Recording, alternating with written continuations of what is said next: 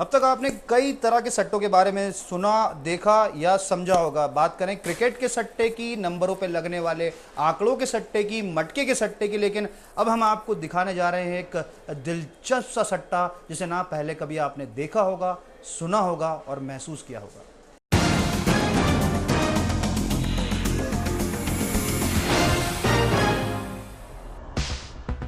सट्टे बाजार का खेल निराला है। यहाँ पल में ही कोई करोड़पति हो जाता है तो खाक में मिलने में भी समय नहीं लगता। नंबरों के साथ दौड़ते दौड़ते सटोरिये अब ग्रहों की चाल से कदम ताल मिलाने लगे हैं। इसे सट्टे के धंधे का आधुनिक रूप कहे या फिर कुछ नया करने की चाह। नंबरों के साथ अब ग्रहों पर बाजी लगने लगी है। आइए अब आपको दिखाते हैं कि कैसे लगता है ग्रहों पर दांव। मेरे हाथ में जो ये पर्चा आप देख रहे हैं, इसी पर्चे के ऊपर बने 12 ग्रह नक्षत्र लगे यंत्र जो है वो दिशा तय करते हैं इस सट्टे की। आप इसमें साफ तौर से देख सकते हैं कि पहले क्रमांक पर जो यंत्र है वो बगलामुखी यंत्र है और 12वें क्रमांक पर जो है वो स्वास्तिक यंत्र है। यानी कि यहाँ पहले से लेके 12 अंक तक राशि के अनुरूप यहाँ पर सटोरिये अपना भाग्य आजमाने के लिए अपने चुनिंदा यंत्र पर अपनी मोहर लगाते थे और 10 रुपए का एक जो न्यूनतम शुल्क होता है वो इस पर व्यय किया जाता था, लगाया जाता था। इसमें आप देख सकते हैं साफ तौर पे कि लगातार हर सोमवार से लेकर रविवार तक ये पूरा सट्टे का गोरख धंधा चलता था, जो सुबह 9 बजे से शुरू होकर हर 15 मिनट के अंतराल में आगे बढ़ता जाता था और रात 10 बजे तक इसी तरह ये हाईटेक कैसीनो जो धर्म की आड़ में चला जा रहा है ये लगातार चलता था। ये एक ऐसा मामला था जिसके बारे में इंदौर पुलिस को जानकारी तो थी, लेकिन हाईटेक मामला होने की वजह से पुलिस के समझ में नहीं आया कि इसके पीछे करोड़ों का खेल खेला जा रहा है। ये मामला कितना पेचीदा था इसका अंदाजा इसी बात से लगाया जा सकता है कि इसे समझने के लिए पुलिस को 3 महीने का समय लग गया। इंदौर का प्रिंस ट्रेड सेंटर और ऑर्बिट मॉल ये वही जगह थी जहां से पुलिस को इस हाईटेक कैसीनो के बारे में पता चला।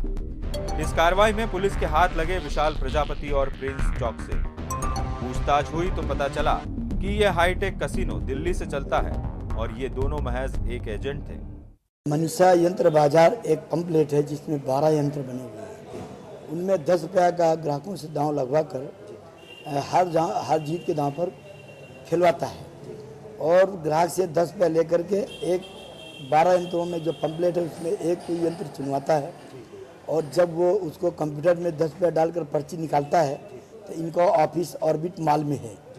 उस ऑर्बिट मॉल पर से 15 मिनट बाद फिर वहाँ से एक इस 12 यंत्रों में से एक यंत्र कोई भी उसके कंप्यूटर स्क्रीन में आ जाता है।